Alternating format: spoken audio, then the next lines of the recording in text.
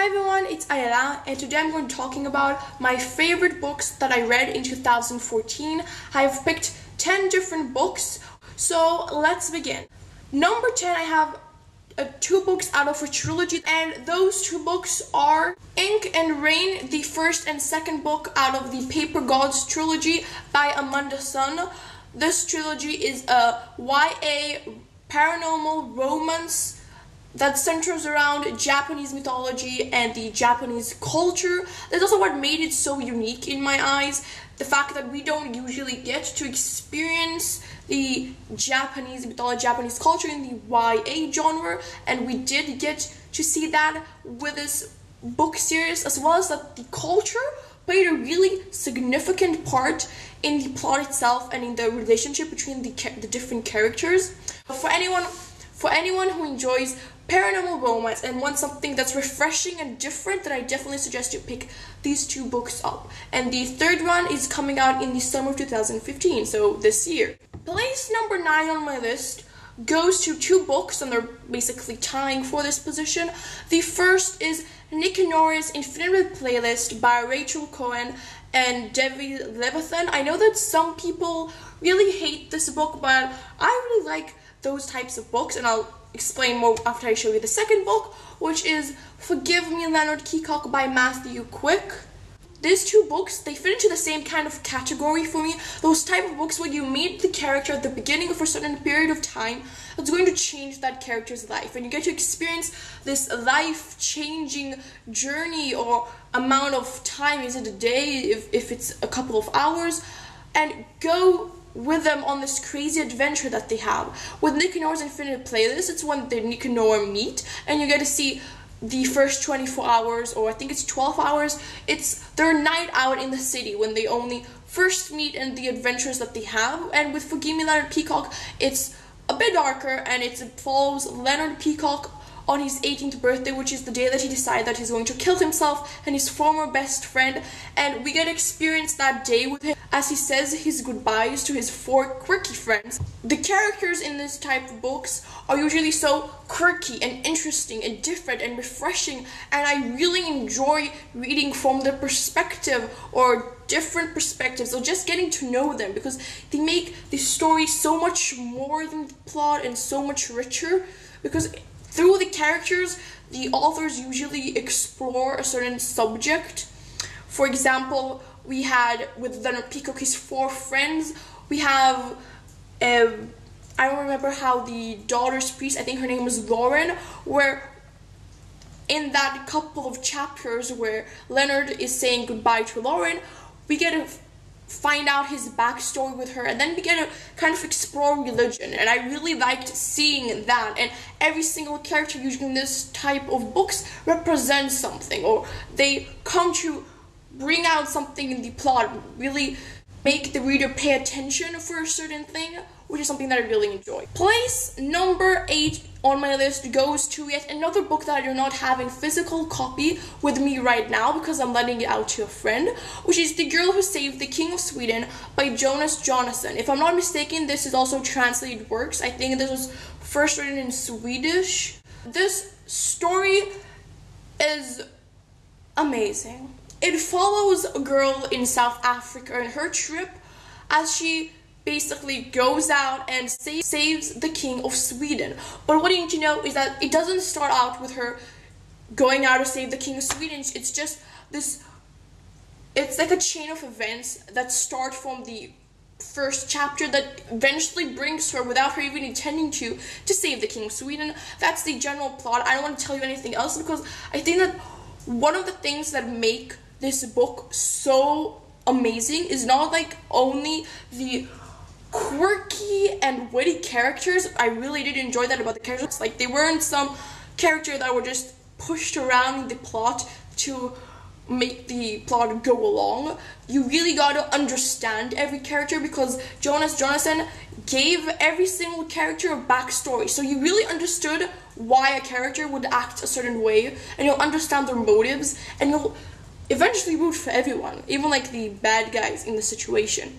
But I think that what really made this book stand out is the unbelievable and ridiculous at times plot that just, it comes out of nowhere, like the plot twist. You don't see them coming, you don't even dream about them coming, and it's suddenly poof, and it's so amazing. Place number 7 on my list goes to a book that I just recently read, and if you would have told me this will be on my top books of 2014, I would have probably laughed in your face before I read this, because it's from an author that I tried reading another one of his trilogies, and I simply hated it so much that after 100 pages where I just couldn't stand it, I gave it, like, I had the entire trilogy and I just gave it. And I was like, I don't even want to see it on my shelves. I'm probably never going to read that. It's so terrible. And that trilogy was The Maze Runner by James Dashner.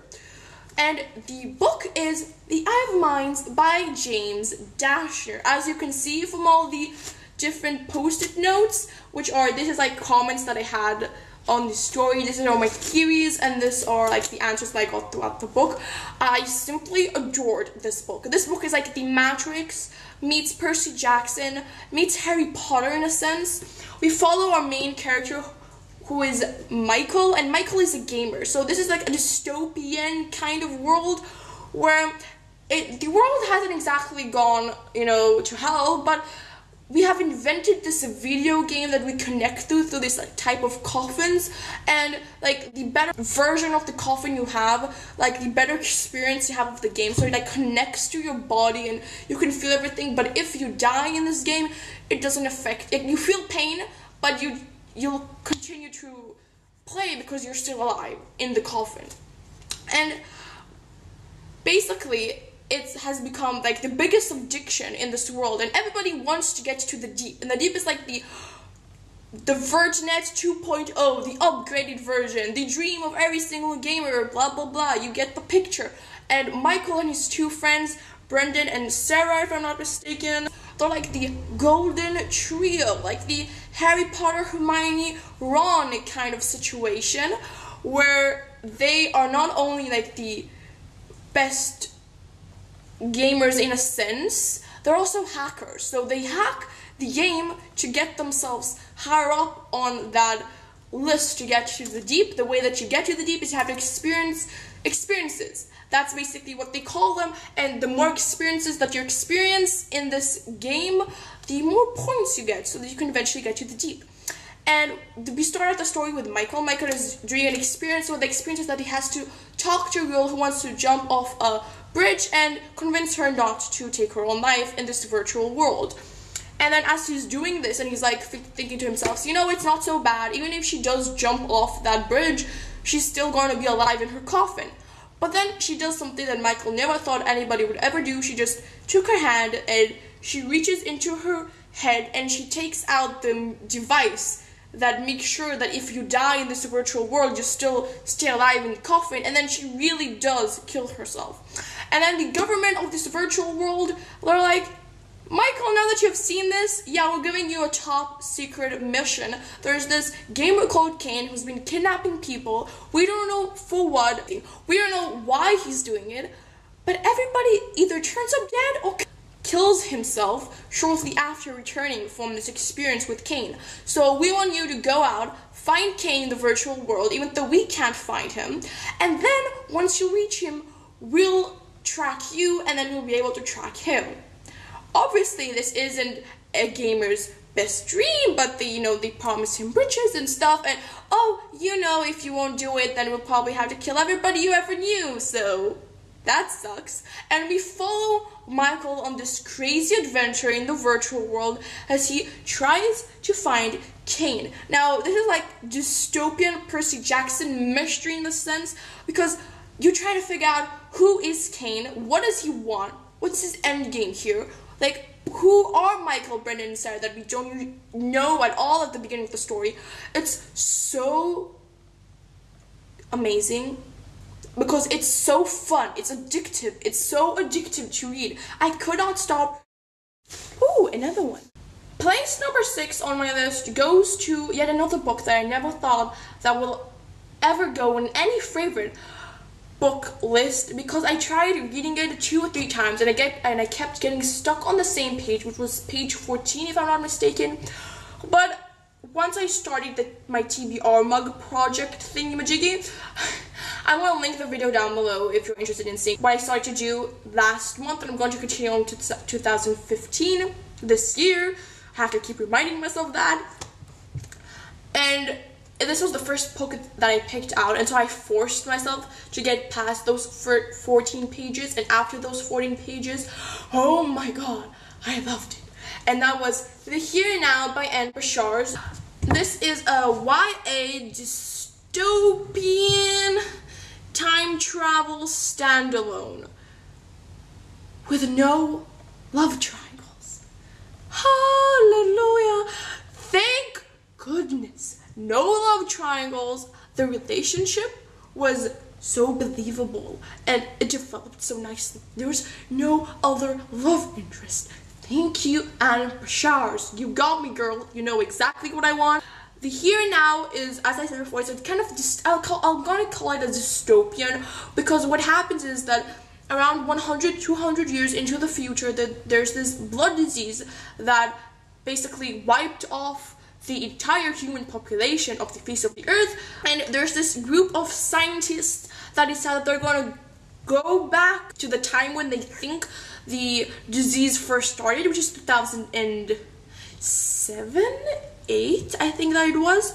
And so all these scientists and this small group of the government go back with families, and instead of trying to find how this disease has started and trying to find a cure, they actually quite enjoy their life in 2007. And so instead of trying to help us, they're just basically using us. And the fact that this time is so great compared to the time that they came from, and they're trying to control their population and by like mind control and stuff like that. Our main character, this girl, Prina James, when she first arrived, she arrived with numbers on her arm that nobody understood where they came from.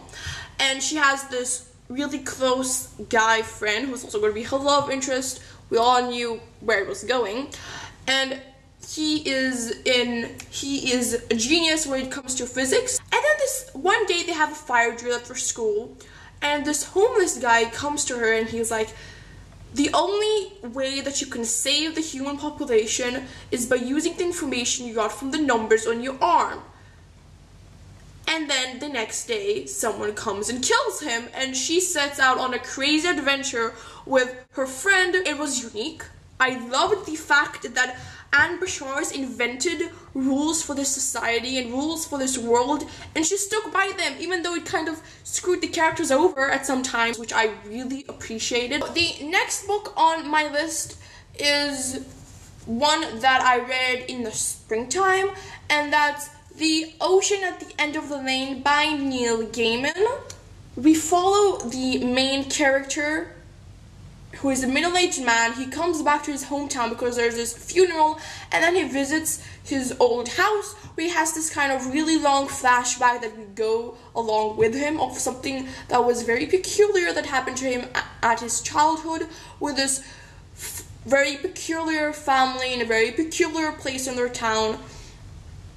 And I felt like I was reading a dream.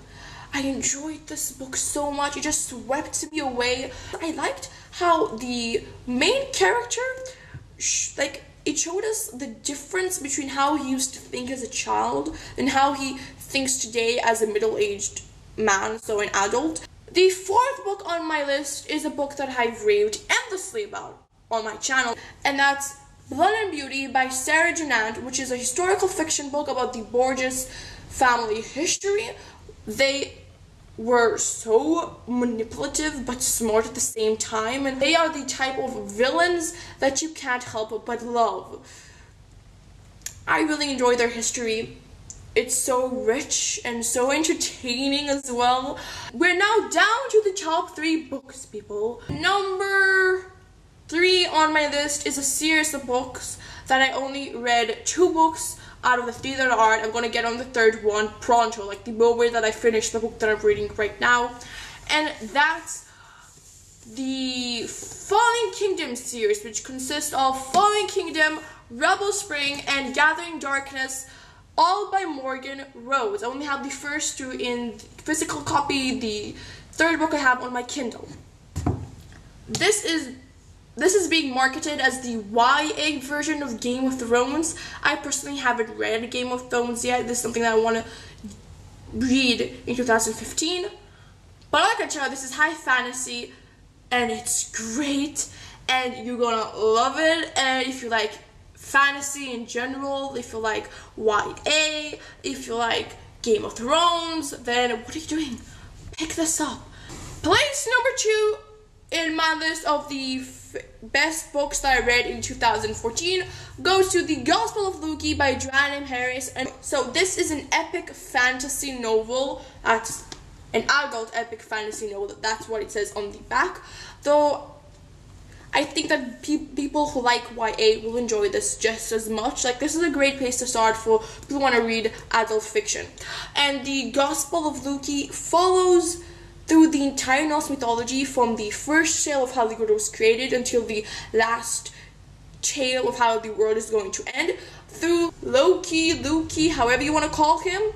And I think that what makes this book so great is not only discovering the Norse mythology and, you know, the overall plot that all the different small myths make, which I found really interesting, but also our narrative. Loki, however you want to call him, he's like the Marvel version of Loki. So witty, so snarky, so bad boy that you can't help but love.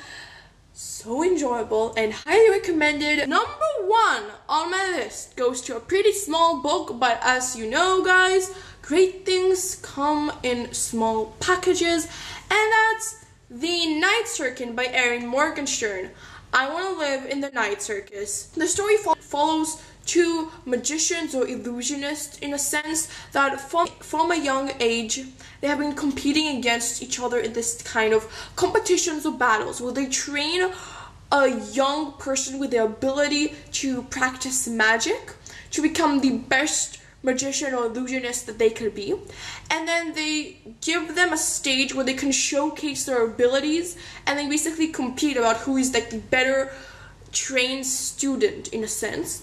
And in this book, it's basically the last round between these 2 magicians, and the stage for the 2 magicians, which are Celia and Marco, is this circus. And every night, or they change a certain tent, and every single tent is a stage for them to showcase their ability. It's so magical and mystical and fairy tale-like. I just love it. Thank you for watching this really long video. I know, guys. I hope that you have discovered something new that you want to read in the top books of 2014. I would love to hear your opinions about the different books that I mentioned. What are your top books? Like, leave me a link down below to your videos. I'd love to see them. And yes, thank you and have a great week.